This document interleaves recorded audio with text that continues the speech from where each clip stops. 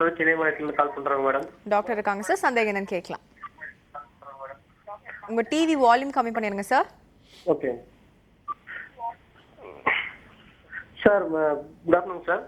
Good afternoon sir, என் ஒய்ஃபுக்கு வந்து சின்னதுல இருந்தே வீசிங் ப்ராப்ளம் இருக்குங்க. சொல்லுங்க சார். அவங்களுக்கு வந்து அஸ்தாலின் 4mg இந்த டேப்லெட் எடுத்துட்டு இருக்காங்க சார். சொல்லுங்க. அவங்க வந்து இப்ப அந்த மாத்திரை வந்து இப்ப வர வர 2 டேப்லெட் போட்டாலும் வந்து அவங்களுக்கு வந்து உடம்பெல்லாம் கை கால் ரொம்ப நடுக்கம் கொடுக்குதுங்க சார். அது வந்து மறுபடியும் அந்த இது கேட்க மாட்டேங்குதுங்க சார். அது என்ன பண்ணா ரெடி ஆகும்னு கொஞ்சம் பண்ணுங்க சார். நீங்கள் ஆன்சர் பண்ணிக்க சார். நீங்களே சொல்லுங்கள் சார். இல்லை, அதாவது இப்போ வந்து இந்த வீசிங்க்கு வந்து நிறைய யூஸ் பண்ணுறது வந்து மோர் ஆஃப் ஸ்ப்ரேஸ் தான், இன்ஹேலர்ஸ்ன்னு சொல்கிறது. இதுதான் இப்போ அதிகமாக யூஸ் பண்ணுறாங்க. ஸோ நீங்கள் அந்த அஸ்தாலின் டேப்லெட்டுக்கு பதில் நீங்கள் இன்ஹேலர் யூஸ் பண்ணிங்கன்னா நீங்கள் சொல்கிறபடி அந்த கை நடுக்கம் இதெல்லாம் அதிகமாக இருக்காது, நல்ல கண்ட்ரோல்லையும் இருக்கும். நீங்கள் தகுந்த மருத்துவரை அணுகி இந்த இன்ஹேலர்ஸ் அதில் காம்பினேஷன்ஸும் இருக்குது, இதெல்லாம் யூஸ் பண்ண ஆரம்பிச்சிங்கன்னா உங்களுக்கு டேப்லெட் வந்து தேவை இருக்காது. அண்ட் இந்த கை நடுக்கம் போன்ற சைடு எஃபெக்ட்ஸ் வந்து ரொம்ப இருக்காது. அதுதான் பெட்டர். ஓகே டாக்டர், அடுத்த காலர் பார்த்துலாம். வணக்கம். Hello doctor. Hello, good morning doctor. Good morning. உங்கள் பேர் எங்கேருந்து கால் பண்ணுறீங்க? திருச்சியிலேருந்து கால் பண்ணுறேன். திரேசா, என் பேர் திரேசா. டாக்டர் இருக்காங்க, சந்தேகம் என்னன்னு கேட்கலாமா? ஹலோ, சொல்லுங்கள். எனக்கு இப்போ 20 வருஷமா சுகர் இருக்குதுங்க. சரிங்க. அது மெட்ஃபார்மினும் டயானினும் சாப்பிட்றேன். சரிங்க. அப்புறம் ப்ரெஷரும் இருக்குது. அதுக்கு இது என்வாஸும் அமலோடதைனும் சாப்பிட்றேன். சரிங்க. இடையில கண் ஆப்ரேஷன் பண்ண வேண்டியிருந்துச்சு, அந்த டைம்ல மட்டும் இன்சுலின் எடுத்திருந்தேன். சரிங்க. இப்போ வந்து எனக்கு கால் வலி மட்டுமல்ல, இந்த கால் அப்படி சொரணை இல்லாம போயிடுச்சு.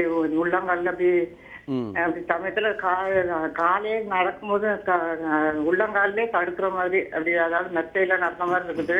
சரிங்க. ஆனா ரொம்ப இப்போ 2 வருஷமா லைட்டா தான் இருந்துட்டு இருந்துச்சு. இப்போ ரொம்ப நடக்கவே முடியல, வெளியவே போக முடியாத அளவுக்கு வீட்டுக்குள்ள மட்டும் பிடிச்சிட்டு கொஞ்சம் நடந்துடுறேன். அது சுகமாக்க முடியுமா அப்படின்ட்டு கேட்குறேன்.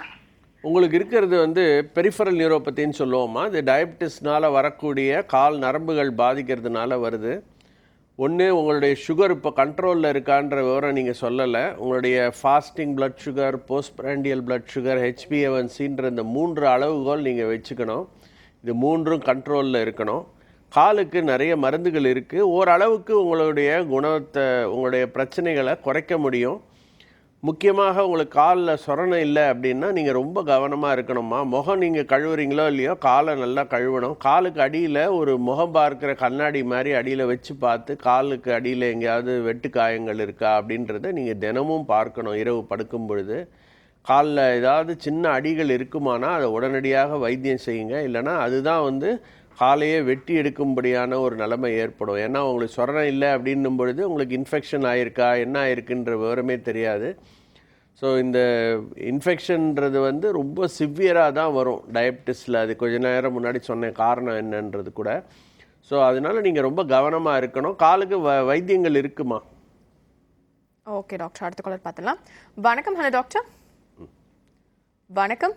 ஹலோ டாக்டர், உங்கள் பேர் எங்கேருந்து கால் பண்ணுறீங்க சார்? கிருஷ்ணமூர்த்தி பேசுறேங்க, கோயம்புத்தூர்லேருந்து. டாக்டர் இருக்காங்க சார், சந்தேகம் என்னன்னு கேட்கலாம். சரிங்க மேடம். டாக்டர் வணக்கம் சார், நான் கிருஷ்ணமூர்த்தி கோயம்புத்தூர்லேருந்து பேசுகிறேங்க. சொல்லுங்கள் சார். மூக்கினுடைய வலது பக்கம் அடிபாகத்துலேருந்து அப்படியே இந்த கண்ணு வழியாக மேலே நெத்தி வரைக்கும் ஒரு நரம்பு போகிற வலும்பு அப்படியே வழியாகிட்டே இருக்குங்க. ஓகே. அதாவது மீசை கிட்ட இருந்து மூக்கினுடைய அடிபாகத்தில் வலது பக்கமாக ஒரு நரம்பு கண்ணு வலி, கண்ணு கிட்ட வர நல்லா வழியாகுதுங்க.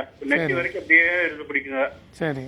அது சாதாரண இருக்கிற நேரத்தில் கூட அந்த தொட முடியாது இல்லையா, அந்த இடத்த தொட்டால் மட்டும் பயங்கரமான வழியாது, ஊச்சல் ஊத்துற மாதிரி. சரி. அது இருந்துகிட்டே இருக்குங்க, என்னென்ன தெரியலைங்க. அதிகமாகறதையும் கம்மியாகறதையும் அதே கண்டிஷனில் இருக்குங்க.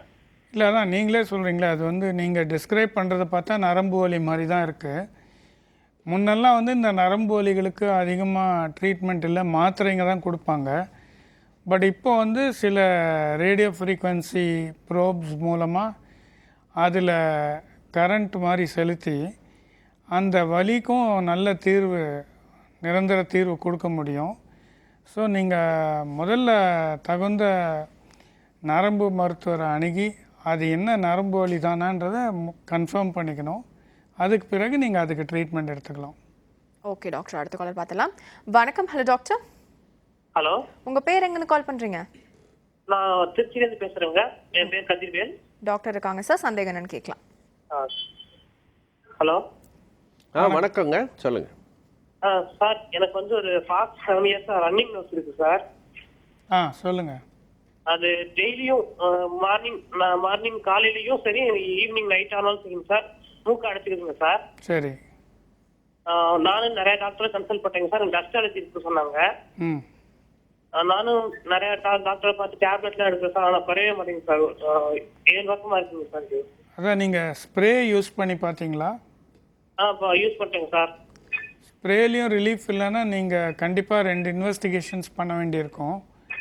ஒன்று வந்து அந்த சிடி ஸ்கேன், இதுக்கு முன்னே சொன்னபடி அதில் வந்து சதை வளர்ச்சி ஏதாவது இருக்கா அல்லது இந்த ஃபங்கல் சைனசைட்டிஸ் மாதிரி ஏதாவது இருக்கான்றது தெரிய வரும். 2வது வந்து ஒரு சின்ன எண்டோஸ்கோபி டெஸ்ட் ஓபியாக பண்ணக்கூடியது. இது 2ம் பண்ணால் தான் உங்களுக்கு வந்து என்ன பிரச்சனை இருக்குது, அதுக்கு வேறு என்ன செய்ய முடியுன்றது தெரியும்.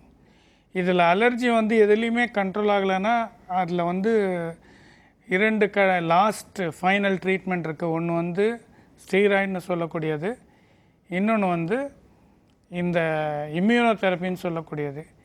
இது 2ம் வந்து ட்ரை பண்ணலாம். ஓகே டாக்டர், இப்போ பொதுவாக வந்து த்ரோட்டில் என்ன மாதிரி பிரச்சனைகள்லாம் வரும் டயபெட்டிஸில் வந்துச்சுன்னா? த்ரோட்டில் டயபெட்டிக்ஸில் ஒன்று வந்து ஓரல் இன்ஃபெக்ஷன், இந்த ஃபங்கல் இன்ஃபெக்ஷன்ஸ் வரும், கேண்டிடியாசிஸ்னு. ஓகே. அது வந்து டயபெட்டிஸில் ரொம்ப அதிகமாக இருக்கும். அது வந்து உள்ள த்ரோட்லேயும் கொஞ்சம் ஸ்ப்ரெட் ஆகும். சிமிலர்லி வந்து இந்த கிரானிக் இன்ஃபெக்ஷன்ஸ், கிரானிக் ஃபெரிஞ்சைட்டிஸ் அல்லது கிரானிக் லெரிஞ்சைட்டிஸ் சொல்லக்கூடிய இன்ஃபெக்ஷன்ஸ் வந்து டயபெட்டிஸில் கொஞ்சம் அன்கண்ட்ரோல்டாகவே ப்ரொலாங்டாக இருக்கும். ஓகே. ஸோ அப்போல்லாம் வந்து நாங்கள் ஸ்ட்ராங்காக இவங்களோட கோஆர்டினேட் பண்ணி தான் வந்து ட்ரீட்மெண்ட் பண்ண முடியும். சுகரை டைட் கண்ட்ரோலில் வச்சுட்டு அவங்களுக்கு எந்த ஆன்டிபயாட்டிக் ஐடியல் பார்த்து அந்த ஆன்டிபயாட்டிக்கு கொஞ்சம் ப்ரொலாங்டு கோர்ஸ் கொடுக்க வேண்டியிருக்கும். ஓகே. இப்போ நீங்கள் சொல்கிறத பார்த்தா த்ரோட், நோஸ் அண்ட் இயர் 3த்துலேயுமே வந்து இப்போ இன்ஃபெக்ஷன் வந்துச்சு அப்படின்னா அது பின்னாடி பிரெயின்லையோ இல்லை அதில் இருக்க போன்ஸ்லையோ அந்த மாதிரி பரவக்கூடிய பிரச்சனைகள்லாம் இருக்குன்னு சொல்கிறீங்க. ஸோ இதை ப்ரிவென்ட் பண்ணுறதுக்கு ஏதாவது வழிமுறைகள் இருக்கா? ப்ரிவென்ட் பண்ணுறதுக்கு வழிமுறை வந்து கொஞ்சம் மக்களிடையே விழிப்புணர்ச்சி அதிகமாக தேவை.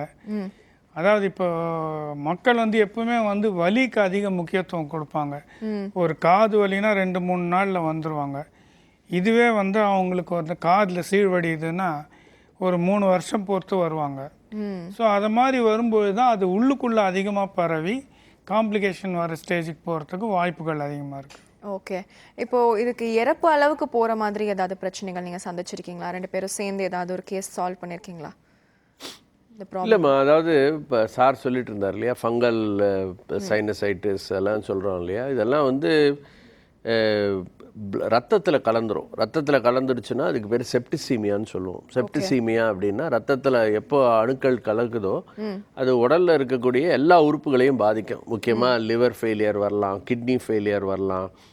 ஸோ ஒவ்வொரு உறுப்புகளாக ஃபெயில் ஆரம்பிக்கும். அப்போ வந்து லங்ஸில் பாதிப்பு வந்துடுச்சுன்னா அவங்களால சரியாக மூச்சு விட முடியாது. அப்போ வந்து வென்டிலேட்டரில் போட வேண்டி இருக்கும். ஸோ இது மாதிரி வாய்ப்புகள் இருக்குது. இந்த வாய்ப்புகளை தடுக்கிறதுக்கு தான் நான் பேசுறது, அவ்வளோதான். ஸோ இந்த மாதிரி பிரச்சனை வந்ததுன்னா அதுக்கான சிகிச்சைகள் நம்ம கொடுத்து தான் ஆகணும். ஓகே, அது வந்து ஓகே. ஓகே டாக்டர், அடுத்த காலர் பார்த்தலாம். வணக்கம். Hello doctor. ஹலோ, உங்கள் பேர் எங்கேருந்து கால் பண்ணுறீங்கம்மா? நாங்கள் திருச்சியிலேருந்து பேசுகிறேங்க மேடம். உங்கள் பேருமா? ஆதிலட்சுமி. டாக்டர் இருக்காங்கம்மா, சந்தேகம் என்னன்னு கேட்கலாம். உங்கள் டிவி வால்யூம் கம்மி பண்ணுங்கம்மா. கொஞ்சம் டிவி வால்யூம். சுகர் டாக்டர் பேசணும். சொல்லுங்கம்மா, சொல்லுங்க. வணக்கம். எனக்கு வந்து இந்த கழுத்து எலும்பு தேய்மானம் இருக்குன்னு சொல்லியிருக்காங்க சார். சரி. ஆனா இப்ப இந்த 3 மாசமா பாத்தீங்கன்னா ரொம்ப இந்த ஒரு பக்கம் மட்டும் கால் நரம்பு வரைக்கும் குத்துது, வலி அதிகமா இருக்கு, சுகர் கண்ட்ரோல்லே இல்லைங்க சார். வயிறு வேற ஆபரேஷன் பண்ணிருக்கோம், ஹெர்னியா ஆபரேஷன். சரிங்க. அதுக்கு என்ன பண்றதுன்னு எனக்கு தெரியல, இந்த கால் நரம்பெல்லாம் ரொம்ப குத்துது. நீங்களே பதில் சொல்லிட்டீங்கம்மா. சுகர் வந்து கண்ட்ரோலில் இல்லை அப்படின்னு சொன்னீங்க. சுகர் கண்ட்ரோலில் கொண்டு வரணும். சுகர் கண்ட்ரோலில் கொண்டு வரணும்னா மிக மிக முக்கியம் வந்து உங்களுடைய உடற்பயிற்சிகள் ரொம்ப முக்கியம். ஒரு நாளைக்கு 45 நிமிடங்கள்லேருந்து 1 மணி நேரம் நடந்தாகணும். நீங்கள் உங்களுடைய உணவு கட்டுப்பாடு உங்களுக்கு தேவை. ஸோ உடற்பயிற்சியும் உணவு கட்டுப்பாடும் இருந்து சரியான மருந்துகளை உங்களுடைய டாக்டரை ஆலோசிச்சிங்கன்னா அவர் கொடுப்பாரு. அதை கொடுத்தீங்கன்னா சுகர் வந்து நல்ல கண்ட்ரோலில் கொண்டு வரும்.